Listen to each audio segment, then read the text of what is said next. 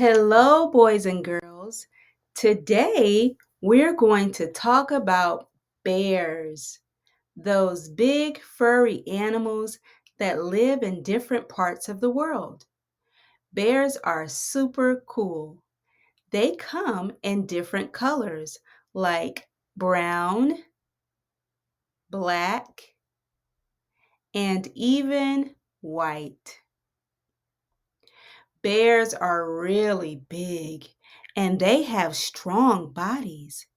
They're excellent swimmers, and some of them can even climb trees. Bears love to eat all sorts of things like fish, berries, and honey. They like to take long naps during the winter. They go into a deep sleep called hibernation and stay cozy in their dens until springtime. But remember, even though bears might look cuddly, it's important to stay safe and never come near a wild bear. It's best to just look at them from a far distance in a zoo or through pictures. So, that's bears for you.